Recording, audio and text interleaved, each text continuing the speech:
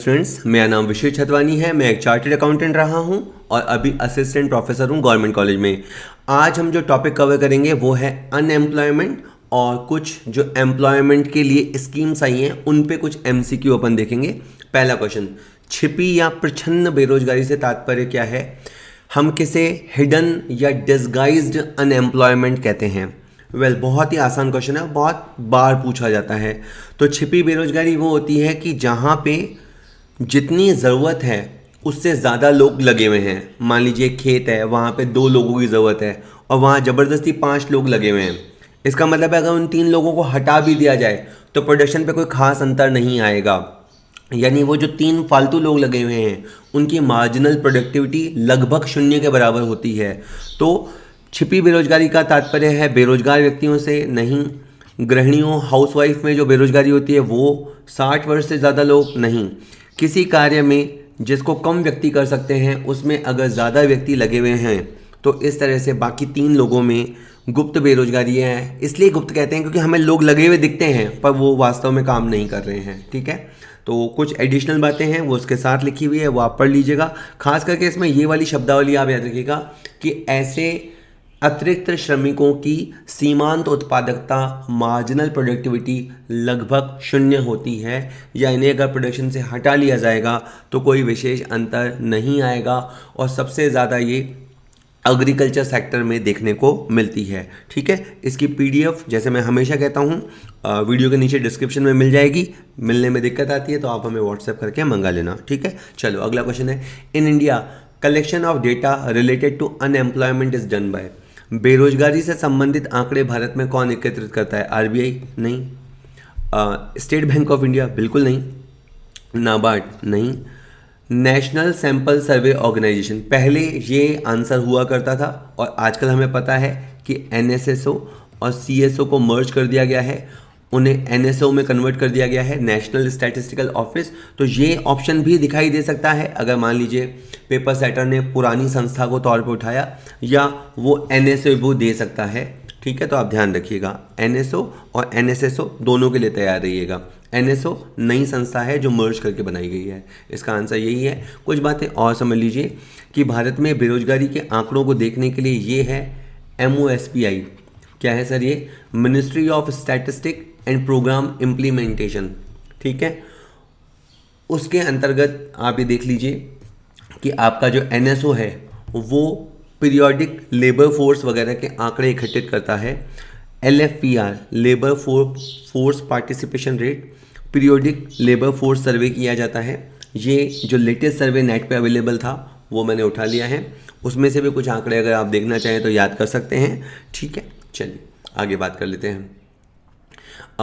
Which of the following is not an employment generation programme? इनमें से कौन सा रोजगार सृजन का कार्यक्रम नहीं है? Rural employment generation programme, prime minister Rozgar Yojana, national food for work programme काम के बदले अनाज योजना, वाल्मीकि अंबेडकर आवास योजना। इनमें से कौन सी रोजगार योजना नहीं है? तो इसका आंसर है डी। ये जो वाल्मीकि अंबेडकर आवास योजना थी, इसमें नाम में पता लग रहा है ना, इसका मुख्य उद्देश्य लोगों को हाउस होल्ड मकान उपलब्ध कराना है। ठीक है, तो यह एक आवास योजना है। इसका उद्देश्य था झुग्गीवासियों और शहरी ग्रामीणों को आश्रय प्रदान करना। यह एक रोजगार सृजन कार्यक्रम नहीं है। इसका मतलब ये तीनों कार्यक्रम रोजगार सृजन कार्यक्रम हैं। ठीक है, चलिए नेक्स्ट क्वेश्चन देखते हैं। स्क्रीन पॉज कीजिए, खुद सॉल्व कीजिए। अनएम्प्लॉयड पीपल की कैलकुलेशन कैसी होती है? लेबर फोर्स में से वर्क फोर्स माइनस करें, वो लेबर फोर्स में वर्क फोर्स को जोड़ें, वर्क फोर्स में से लेबर फोर्स को माइनस करें। क्या है? तो इसका आंसर है ए। ठीक है, लेबर फोर्स का मतलब है जो लोग काम पे लगे हुए हैं और जो लोग काम ढूंढ रहे हैं पर काम नहीं मिल रहा। लेबर फोर्स की गणना होती है इस तरह से कि जो लोग काम कर रहे हैं और जो लोग काम ढूंढ रहे हैं उन दोनों को जोड़ते हैं तो लेबर फोर्स बनती है। एक वर्ड होता है वर्क फोर्स का मतलब होता है जो लोग काम पे लगे हुए हैं। तो अगर आप लेबर फोर्स में से वर्क फोर्स को हटा दोगे तो आपको अनएम्प्लॉयड लोगों की जानकारी हो जाएगी। ये फॉर्मूला आप अच्छे से याद कर लीजिएगा, हिंदी और अंग्रेजी में। एक बार फिर दोहरा देता हूँ, लेबर फोर्स में से वर्क फोर्स हटा दोगे तो अनएम्प्लॉयड की कैलकुलेशन आ जाएगी।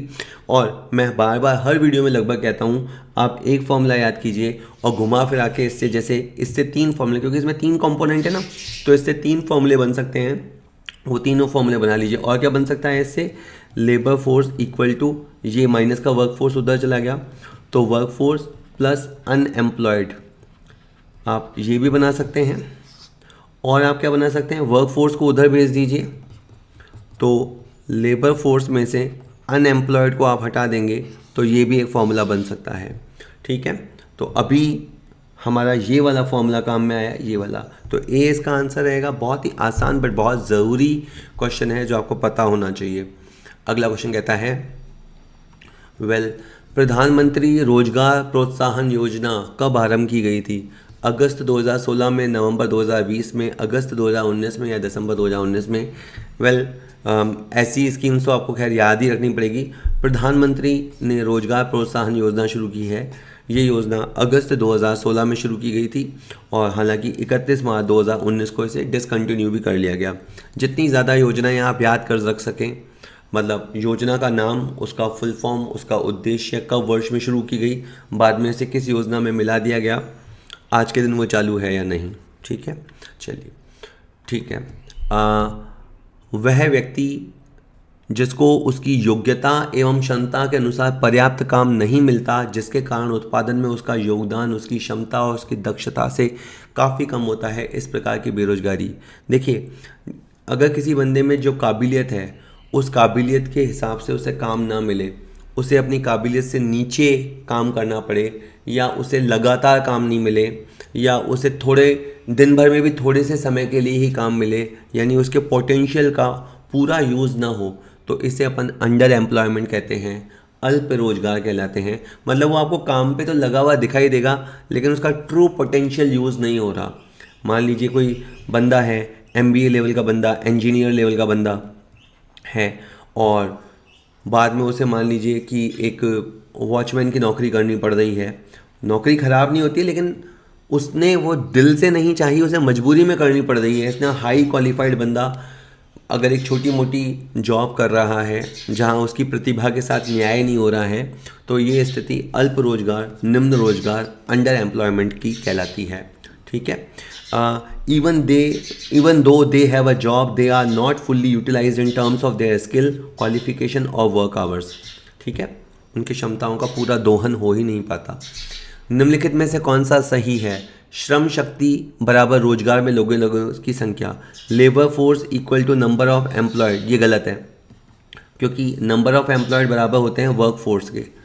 तो ये जो बात दे रखी है गलत दे रखी है। सेकंड लिखा है, श्रम शक्ति के लिए जनसंख्या में से बेरोजगार लोगों की संख्या हटानी पड़ेगी, ये भी गलत है। लेबर फोर्स अगर आपको निकालनी है तो आपको वर्क फोर्स के अंदर अनएम्प्लॉयड की संख्या को जोड़ना पड़ेगा, तो ये जो सूत्र दे रखा है वो भी गलत है। कहता है अनएम्प्लॉयमेंट रेट निकालने के लिए नंबर ऑफ अनएम्प्लॉयड आएगा ऊपर, नंबर ऑफ एम्प्लॉयड आएगा और नंबर ऑफ अनएम्प्लॉयड नीचे आएगा, ये बिल्कुल सही दे रखा है। बेरोजगारी दर की संख्या ऐसे ही निकाली जाती है कि जो अनएम्प्लॉयड लोग हैं उन्हें रखा जाता है ऊपर और नीचे लेबर फोर्स को रखा जाता है। लेबर फोर्स का मतलब वही होता है रोजगार में लगे हुए भी और ना लगे हुए भी। मैं एक बार के लिए आपको बता देता हूँ। सपोज़ कीजिए 500 लोग हैं, ठीक है, और 500 में से 400 लोग काम करने के इच्छुक हैं। 500 में से 400 लोग काम करने के इच्छुक हैं।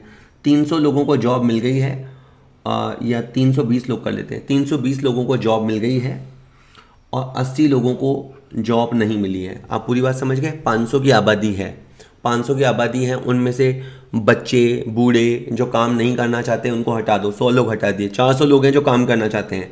400 लोग जो काम करना चाहते हैं उसमें 320 को जॉब मिल गई, 80 लोग अभी भी जॉब सर्च कर रहे हैं, ठीक है। तो बेरोजगारों की संख्या पूछे तो कितनी है? 80। और बेरोजगारी की दर पूछी जाए तो आपको 80 के नीचे 400 का भाग लगाना पड़ेगा, ना कि पूरी पॉपुलेशन का। 80 बटावा लेबर फोर्स का भाग लगेगा और इसको सॉल्व करने पे आया 20%। तो ये एक तरह से आपकी बेरोजगारी की दर हो गई, ठीक है। ये इसने चौथे में कहा है कि बेरोजगारी की दर निकालने के लिए हमें बेरोजगार लोगों की संख्या के नीचे वयस्क जनसंख्या या एडल्ट पॉपुलेशन रखनी पड़ेगी, ये भी गलत है। तो इसमें सी बिल्कुल सही है। ठीक है, चलिए अगला क्वेश्चन देखते हैं। एक विकसित पूंजीवादी अर्थव्यवस्था में भी हमेशा पूर्ण रोजगार नहीं होता, यह कथन किसके द्वारा दिया गया है? तो अगर आप ये सोचते हैं कि भाई भारत में मिश्रित अर्थव्यवस्था है इसलिए बेरोजगारी ज़्यादा है, अगर हमारे यहाँ भी अमेरिका की तरह पूंजीवादी अर्थव्यवस्था होती और तो सबको रोजगार मिलता, ऐसा नहीं है। मतलब ये बात लॉर्ड कीन्स ने, पूरा नाम अभी आएगा, लॉर्ड कीन्स ने अपनी एक बुक लिखी, उसमें उन्होंने कहा कि जो प्योर कैपिटलिस्ट इकोनॉमी है ना, वहाँ पे भी अगर एग्रीगेट डिमांड नहीं होगी तो सबको रोज़गार नहीं मिल पाएगा। इसका आंसर है, लॉर्ड कीन्स ने ये बात की थी। लॉर्ड कीन्स, जिनका पूरा नाम था जॉन मेनार्ड कीन्स, मतलब लॉर्ड की तो उनको एक तरह से उपाधि मिली हुई है। जॉन मेनार्ड कीन्स ने उनकी किताब the general theory of employment, interest and money 1936 में उन्होंने पुस्तक लिखी थी। उसमें उन्होंने तर्क दिया, आर्ग्यू किया कि फुल एम्प्लॉयमेंट हमेशा नहीं मिल पाएगा कैपिटलिस्ट इकोनॉमी में भी। क्यों? अगर इनसफिशेंट एग्रीगेट डिमांड रही, संयुक्त मांग अगर कम रही तो सबको रोज़गार वहाँ पे भी नहीं मिल पाएगा। ठीक है, मतलब थोड़ी बेरोजगारी हो जाना कोई नॉर्मल है, लेकिन अपने यहाँ तो बेरोजगारी का हाल ज़्यादा ख़राब है, बट ओवरऑल थोड़ी बेरोजगारी तो हर जगह देखने को मिलेगी। निम्न में से कौन सी योजना ग्रामीण क्षेत्र के गरीबों को स्वरोजगार के उद्देश्य से आरंभ की गई थी? देखिए गौर किया करो, एक तो ग्रामीण क्षेत्र, यानी अगर आप चाहें तो योजनाओं को बांट सकते हैं, ग्रामीण क्षेत्र की योजनाएं अलग, शहरी क्षेत्र की योजनाएं अलग, तो एक मोटा ब्रॉड क्लासिफिकेशन हो जाएगा। खैर, आप चाहते हो ग्रामीण क्षेत्र के गरीब लोगों को, और उसमें भी आप चाहते हो स्वरोजगार देना। इन DPAP है ना, ये ड्रॉट से रिलेटेड है, ड्रॉट से रिलेटेड है, अकाल से रिलेटेड है। IRDP ये इंटीग्रेटेड रूरल डेवलपमेंट प्रोग्राम है, इसमें रूरल वर्ड आ रहा है। ठीक है। ट्राइसेम, इसमें ट्रेनिंग दी जाती है रूरल के यूथ को, T फॉर ट्रेनिंग है, R फॉर रूरल है, यूथ को दी जाती है, और सेल्फ एम्प्लॉयमेंट के लिए दी जाती है। तो बस हमारा पर्पस सॉल्व हो गया। मतलब ये वैसे मुझे सीधा ही बोलना चाहिए, ट्राइसेम इस स्कीम का नाम है, पर मैं आपको बता रहा हूँ कि कैसे आप इसको याद कर सकते हैं। कि इसमें ट्रेनिंग दी जाती है रूरल, यानी गांव के जो यूथ है, जो जवान लोग हैं, उनको दी जाती है, युवाओं को दी जाती है, और सेल्फ एम्प्लॉयमेंट, वो खुद का काम धंधा करे, उसकी ट्रेनिंग दी जाती है। और DDP ये आपका डेजर्ट डेवलपमेंट प्रोग्राम है। इन सबके फुल फॉर्म आप देख लीजिए।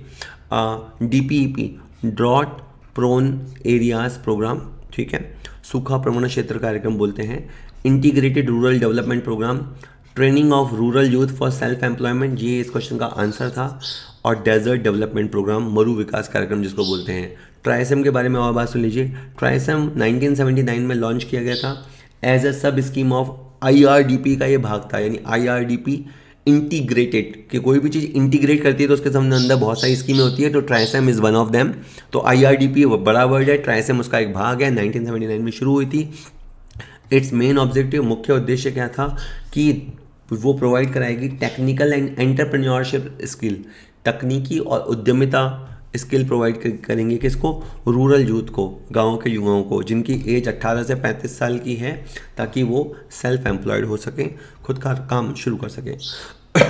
Working population is consist of, आप सर्वे देखेंगे जो पीरियोडिक लेबर फोर्स सर्वे होते हैं, उसमें उनको कंसिडर किया जाता है जो 15 वर्ष या उससे अधिक आयु के हैं।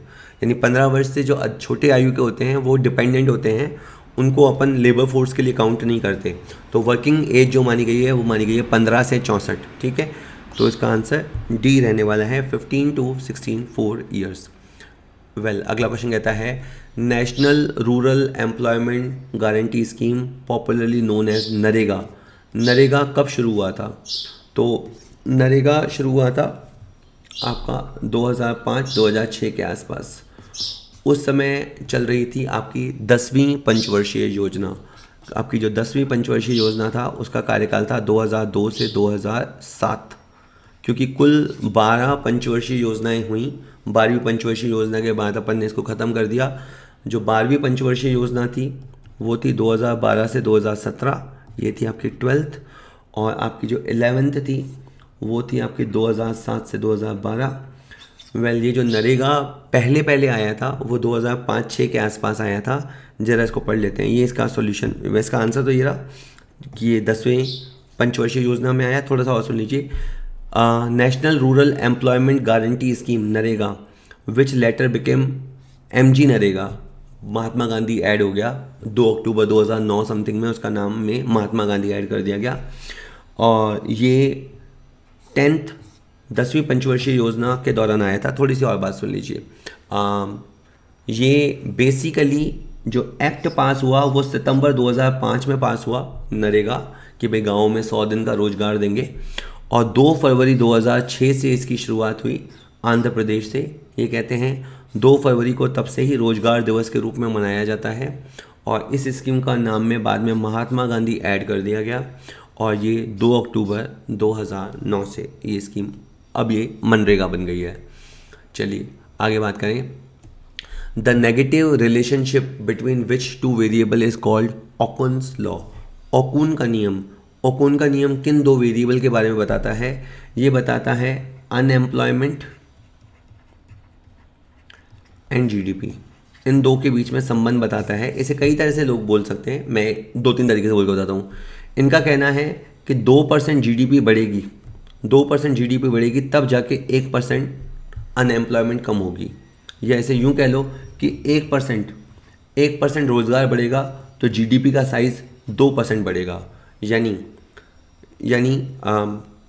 रोजगार और GDP में देखा जाए तो धनात्मक संबंध है। रोजगार और GDP में कहें तो धनात्मक संबंध है, रोजगार बढ़ेगा GDP बढ़ेगा। और अगर नेगेटिव समझेंगे तो अपन ये कहेंगे बेरोजगारी और GDP में नकारात्मक नेगेटिव रिलेशन होता है। किसमें? अगर अनएम्प्लॉयमेंट बढ़ेगा तो GDP घटेगा और अनएम्प्लॉयमेंट घटेगा तो GDP बढ़ेगा। कितना बढ़ेगा? उनका कहना था, मतलब ऐसा नहीं कि उन्होंने कह दिया तो कोई पत्थर की लकीर हो गई, लेकिन उनका ऑब्जर्वेशन था। उनका कहना था कि अनएम्प्लॉयमेंट अगर 1% घटेगा तो GDP का साइज़ 2% बढ़ेगा। तो अगर यूँ कह दो कि अगर अनएम्प्लॉयमेंट का रेट 5% घट जाए तो उनका मतलब था कि GDP 10% से बढ़ जाएगा आपका। तो बेसिकली ये बेरोजगारी और GDP के बीच के संबंध को बताता है ओकुन का नियम। ये आगे मैंने डिटेल में दे रखा है, जैसे मैंने हमेशा कहा। PDF अवेलेबल है, उसे आप देख सकते हैं। चलो ठीक है। हेलो स्टूडेंट्स, अगर आप कॉमर्स के स्कूल लेक्चरर की तैयारी कर रहे हैं तो हम आपके लिए कंप्लीट कोर्स लेके आए हैं। ये कोर्स हमारे ऐप पे अवेलेबल है, आपको प्ले स्टोर से उसे डाउनलोड करना होगा।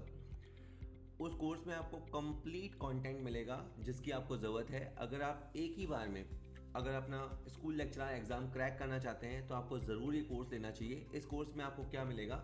आपको सारे चैप्टर्स के वीडियोस मिलेंगे। अगर इस कोर्स में ऑलमोस्ट 60 चैप्टर्स हैं तो हर चैप्टर पे हमने 5-5, 6-6 वीडियोस बना रखे हैं जो आपको मिलेंगे, ताकि उस चैप्टर को आपको पूरा समझ में आ सके कि उस चैप्टर में है क्या। प्रैक्टिकल क्वेश्चंस वाइट बोर्ड पे कराए गए हैं। इसके अलावा थ्योरी लेक्चर्स के वीडियोस भी दिए गए हैं। चैप्टर होने के बाद प्रैक्टिस के लिए हर चैप्टर के 100 से ज़्यादा MCQ कराए गए हैं। कहीं कहीं तो 200 या 300 MCQ भी हैं। मिनिमम हर चैप्टर के 100 MCQ दिए गए हैं। इसके अलावा सारा कोर्स हो जाने के बाद प्रैक्टिस के लिए या एग्ज़ाम के लिए तैयार करने के लिए 50 सैम्पल पेपर्स दिए गए हैं। एक सैम्पल पेपर में 150 MCQ हैं। Total 7500 MCQs are there. इसके अलावा हर चैप्टर के नोट्स हमने दिए हैं।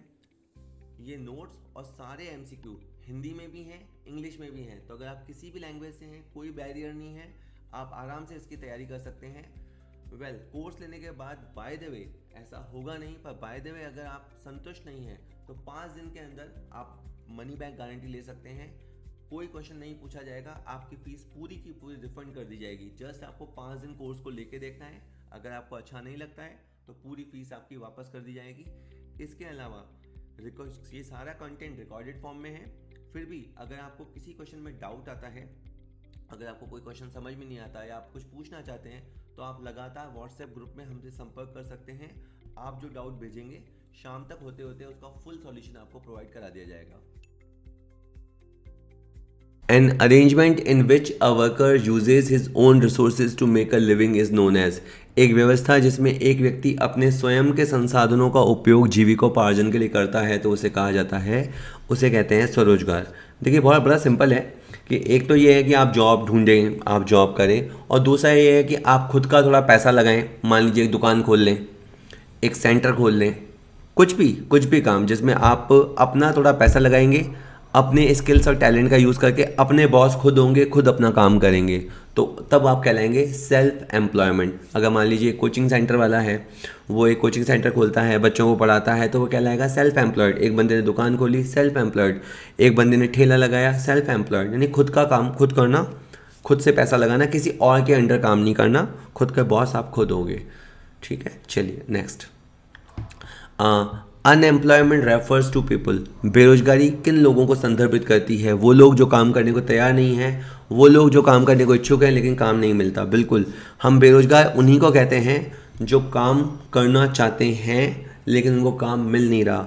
उनका ग्रेजुएशन हो गया है, वो जॉब के लिए, ग्रेजुएशन की बात नहीं है, पढ़ाई से बात नहीं है, अगर आप काम करना चाहते हैं, जॉब ढूंढ रहे हैं पर जॉब आपको नहीं मिल रहा है, तो माना जाता है देश में बेरोजगारी है। ठीक है, चलिए नेक्स्ट क्वेश्चन कहता है कि अर्थव्यवस्था के 25 क्षेत्रों में रोजगार निर्माण करने और कौशल विकास के मुख्य उद्देश्य के साथ भारत सरकार द्वारा 25 सितंबर 2014 को एक कार्यक्रम का प्रारंभ किया गया था। इस कार्यक्रम का नाम है, तो आप देखिए 2014 में बीजेपी गवर्नमेंट आ गई थी, मोदी गवर्नमेंट आ गई थी, और उन्होंने जो सबसे महत्वाकांक्षी योजना उस समय शुरू की थी वो थी मेक इन इंडिया। उससे पहले वर्ड चलता था made in India. Made in India का बेसिकली मतलब होता था ये चीज़ भारत में बनी हुई है, लेकिन मोदी जी ने विदेशियों को और निवेशकों को आकर्षित करने के लिए कहा मेक इन इंडिया, कि आइए और भारत में चीज़ बनाइए। 25 सेक्टर पे फोकस किया गया, 25 सेक्टर में रोजगार को बढ़ावा देने के लिए और स्किल के डेवलपमेंट के लिए मेक इन इंडिया योजना लाई गई। बाकी ये जो उज्ज्वला योजना थी, इसमें तो बेसिकली एलपीजी गैस सिलेंडर बांटे गए थे फ्री में। जो बीपीएल परिवार की महिलाएं हैं उनको उज्ज्वला योजना के तहत गैस सिलेंडर दिए गए थे। वन नेशन वन टैक्स, ये जीएसटी की बात कर रहे हैं। तो और स्किल इंडिया ये भी एक कार्यक्रम है और इसमें स्किल वर्ड भी आ रहा है, लेकिन बेसिकली जहाँ 25 सेक्टर को फोकस किया गया था, 25 सितंबर 2014 को जिसे लॉन्च किया गया था, वो कार्यक्रम मेक इन इंडिया था। ठीक है, चलिए next. Match the items given under A with the suitable statement under B. Increase in proportion of workforce in informal sector to total workforce. सामने देखिए, ये कह रहा है कि जब उस तरह के कार्य करने वालों का प्रपोर्शन बढ़ जाता है, अनौपचारिक क्षेत्र में काम करने वाले लोगों का कहें प्रपोर्शन बढ़ जाता है, तो इसको कहते हैं इनफॉर्मलाइजेशन ऑफ वर्कफोर्स। हिंदी में इसको बोलते हैं कार्यबल का अनौपचारीकरण। अनौपचारीकरण, ठीक है। यूँ समझो, मैं एक सिंपल बताता हूँ। सपोज करो मैं अभी गवर्नमेंट जॉब में हूँ, ठीक है। फिक्स टाइम पे आना है, फिक्स टाइम पे जाना है, फिक्स ड्यूटी आवर्स हैं। इसकी जगह सपोज करो मैं ये जॉब छोड़ दूँ और प्राइवेट ट्यूशन पढ़ाने लग जाऊँगा, तो क्या होगा? तो मतलब जॉब सिक्योरिटी नहीं होगी, रिटायरमेंट बेनिफिट्स नहीं होंगे, फिक्स वर्किंग आवर्स नहीं होंगे, इस तरह की चीज़ें होंगी ना। तो मैं मतलब एक तरह से औपचारिक क्षेत्र से अनौपचारिक क्षेत्र में चला गया। और बात गवर्नमेंट जॉब की नहीं है, मान लो कि कोई बंदा प्राइवेट स्कूल में पढ़ाता था, ठीक है, या कोई बंदा फैक्ट्री में पहले काम करता था लेकिन बाद में उसने खुद की वर्कशॉप डाल दी, तो मतलब उसका मतलब है वो औपचारिक या संगठित क्षेत्र से निकल के अनौपचारिक क्षेत्र में आ गया, असंगठित क्षेत्र में आ गया। इसको बोलते हैं कार्यबल का अनऔपचारीकरण, ठीक है। मतलब वो औपचारिक से अनौपचारिक हो गया। तो जब वर्कफोर्स में इनफॉर्मल सेक्टर का प्रतिनिधित्व प्रपोर्शन बढ़ जाता है तो ये सिचुएशन होती है। तो फर्स्ट आपका बी के साथ कनेक्ट होगा। उसके बाद है अनएम्प्लॉयड पीपल कैसे निकालते हैं, तो मैं आज सुबह से यही कह रहा हूँ कि लेबर फोर्स में से अगर आप वर्क फोर्स को माइनस कर दोगे, ठीक है, लेबर फोर्स में दोनों तरह के लोग होते हैं, जो काम करना चाहते हैं और काम नहीं करना चाहते, और वर्क फोर्स में होते हैं जो काम करना चाहते हैं, ठीक है। तो अपन ने देखा था ना, 400 का लेबर फोर्स है और उसमें 320 काम पे लगे हुए हैं, तो 80 लोग वो हैं जो बेरोजगार हैं। तो आपका सेकंड जाके ई के साथ कनेक्ट हो गया। ओपन अनएम्प्लॉयमेंट, खुली बेरोजगारी किसको बोलते हैं?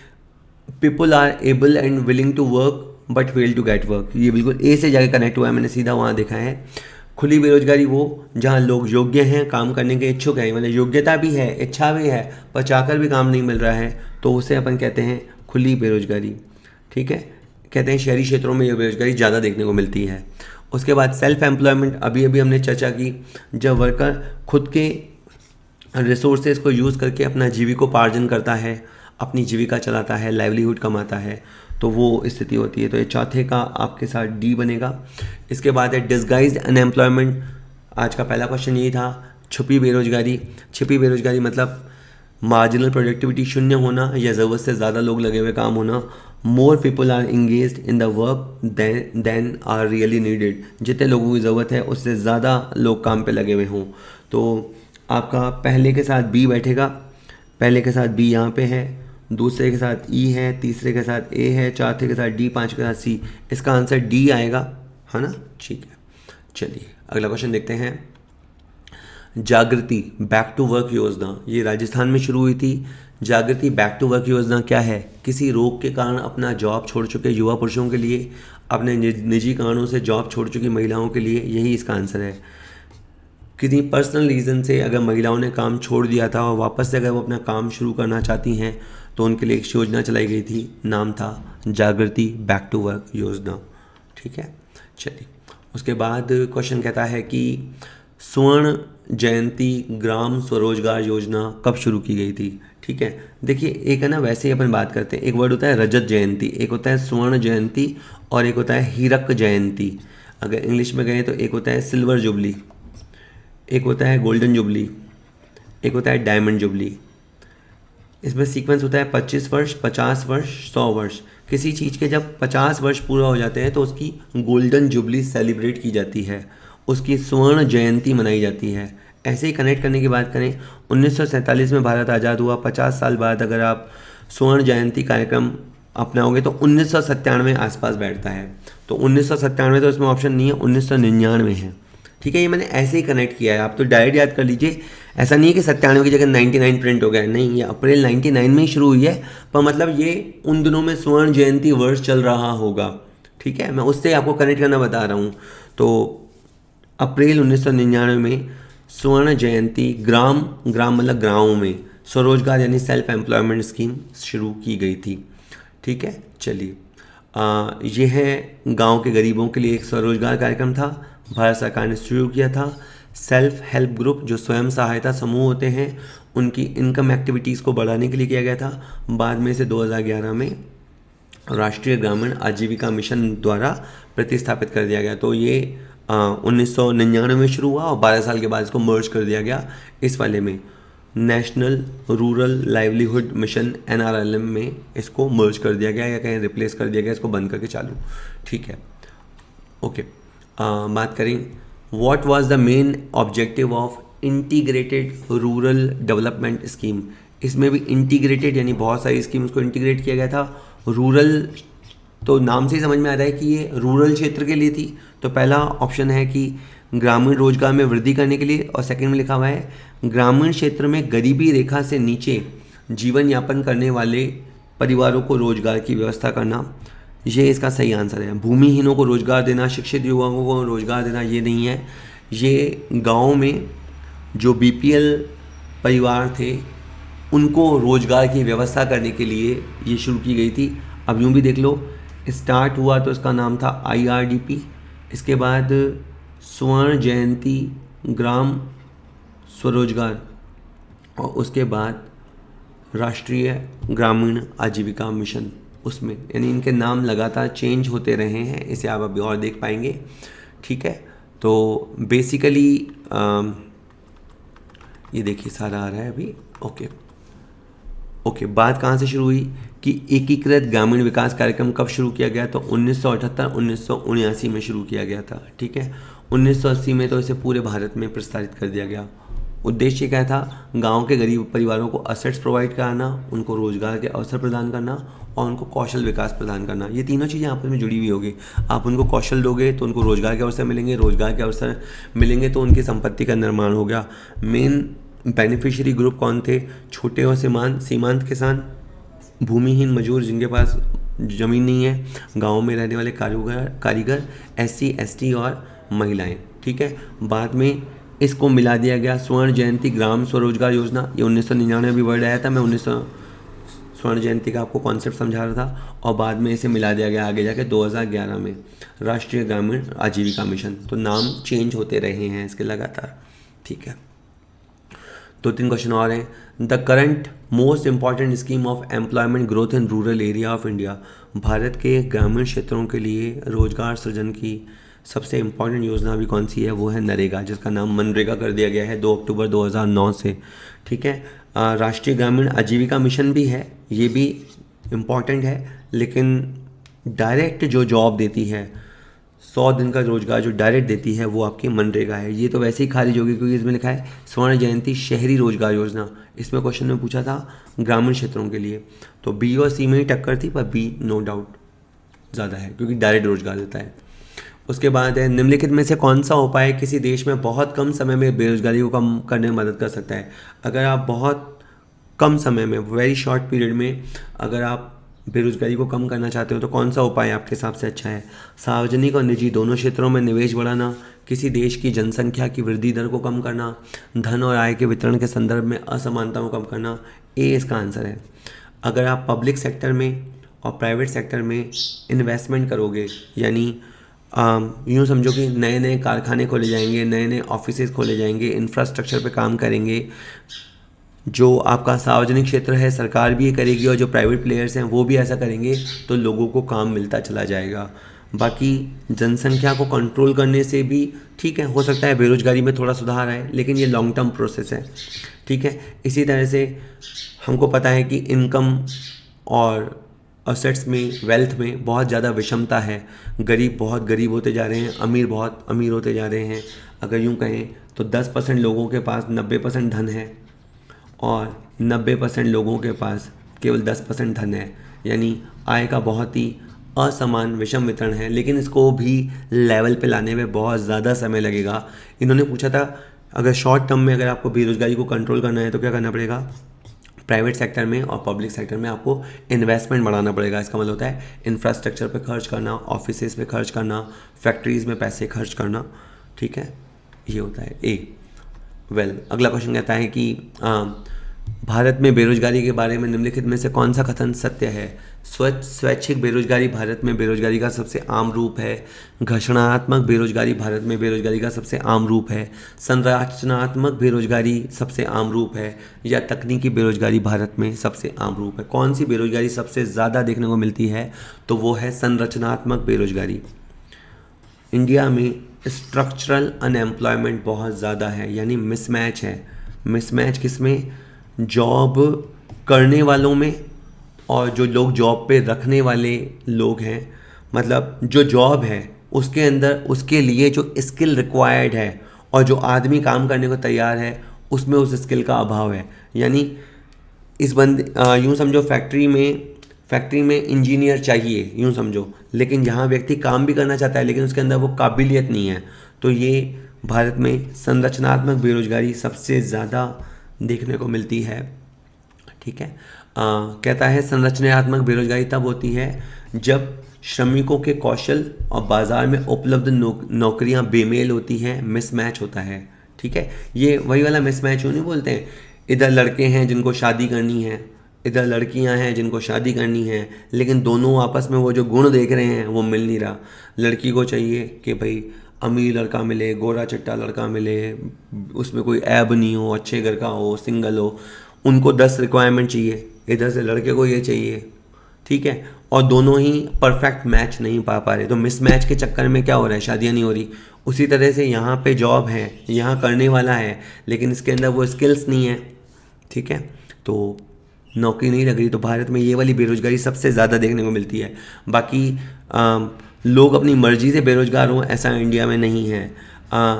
लोग जॉब स्विच कर रहे हों, इस वजह से फ्रिक्शनल बेरोजगारी बहुत हो। फ्रिक्शनल बेरोजगारी तो वैसे भी टेम्परेरी होती है, पर ये कोई अपने यहाँ भारत में विशेष नहीं है। और टेक्निकल बेरोजगारी भी भारत में इतना नहीं है। जो पूंजीवादी अर्थव्यवस्थाएं होती हैं वहाँ पे टेक्निकल बेरोजगारी ज़्यादा होती है। अभी इसका क्वेश्चन भी आएगा। ठीक है, तो ये सब आप देख लीजिएगा। अगला क्वेश्चन कहता है कि विच of the following statement is true. कौन सी कथन सत्य है। मौसमी बेरोजगारी तब होती है जब नई मशीन के आगमन की वजह से कुछ श्रमिक अपनी नौकरी खो देते हैं। गलत। मौसमी बेरोजगारी तो क्या होता है, कुछ मौसमों में काम होता है, दिवाली के मौसम में, सर्दी के मौसम में, तो उसको तो बोलते हैं अपन सीजनल बेरोजगारी, तब काम होता है, बाकी समय में काम नहीं होता। तकनीकी बेरोजगारी तब होती है जब नई मशीन के आगमन के कारण कुछ श्रमिक अपनी नौकरी खो देते हैं। ये बिल्कुल बात सही लिखी हुई है। और इसी बेरोजगारी के लिए मैकेनिकल अनएम्प्लॉयमेंट गलत टर्म है। इसी बेरोजगारी के लिए लिखा हुआ है स्ट्रक्चरल अनएम्प्लॉयमेंट, ये गलत टर्म है। टेक्नोलॉजिकल अनएम्प्लॉयमेंट तब होता है जब किसी नई तकनीक के आने की वजह से कुछ लोगों की नौकरियां चली जाती है। जैसे सोचो, जब एटीएम मशीन आ गई तो बैंक में कैशियर की जॉब बहुत कम हो गई। पहले कैशियर दिन भर ही पे कैश देने और लेने में चला जाता था। अब जब से एटीएम मशीन आ गई जो पैसे दे भी रही है ले भी रही है, तो वहाँ उनकी जॉब में बहुत कमी आ गई। जैसे आप ये देखिए, कंस्ट्रक्शन के सेक्टर में जब से जेसीबी वगैरह मशीनें आ गई हैं तो जो मैनुअल वर्कर काम करने वाले थे वो बहुत कम हो गए। मशीनों में जब से रोबोट आ गए, ठीक है, तो तब कई लोगों की जॉब चली गई। अब एआई की वजह से भी बहुत सारे लोगों की जॉब जा रही है। तो जो टेक्नोलॉजी की वजह से लोग अपनी जॉब गंवा देते हैं तो वो आपकी टेक्नोलॉजिकल अनएम्प्लॉयमेंट होती है, तकनीकी बेरोजगारी होती है। आज का last question, which of the following is not the feature of organised sector. Organise sector, मैं एक बार मेरा एग्जांपल देता हूँ। अगर मैं गवर्नमेंट जॉब में हूँ तो जॉब सिक्योरिटी है, सोशल सिक्योरिटी बेनिफिट्स हैं। इरेगुलर पेमेंट नहीं है, फिक्स पेमेंट आता है मेरे को, फिक्स्ड वर्किंग आवर्स हैं। यानी अगर आप संगठित क्षेत्र की बात करो तो संगठित क्षेत्र में जॉब सिक्योरिटी होती है। हटाएं, आपको ऐसा नहीं है कि बॉस का मूड नहीं किया तो आपको हटा देगा। हटाए जाने से पहले एक पूरा प्रॉपर चैनल फॉलो होता है, एक नोटिस दिए जाते हैं, एक वैलिड रीज़न होना चाहिए तो आपको हटाया जा सकता है। यानी संगठित क्षेत्रों में काम करने वालों को जॉब सिक्योरिटी होती है, उनको सिक्योरिटी बेनिफिट्स भी मिलते हैं। मतलब उनका हेल्थ इंश्योरेंस होता है, टर्म इंश्योरेंस होता है, उनको पेंशन के बेनिफिट मिलते हैं, प्रोविडेंट फंड होता है, ठीक है, ऐसा ही होता है, स्टेट इंश्योरेंस होता है। और उनके काम करने के घंटे निश्चित होते हैं और उनका पेमेंट भी रेगुलर होता है, निश्चित होता है। इसमें ये जो लिखा है इरेगुलर होता है, ये गलत लिखा है, तो ये संगठित क्षेत्र की विशेषता नहीं है। होप वीडियो आपको यूज़फुल लगा होगा। चैनल को सब्सक्राइब कर लीजिए, वीडियो को पसंद आया हो तो लाइक कीजिए, अपने दोस्तों के साथ शेयर कीजिए। हमारा ऐप है, डाउनलोड कीजिए, बहुत सारा कंटेंट वहाँ आपको फ्री मिलेगा। चलिए।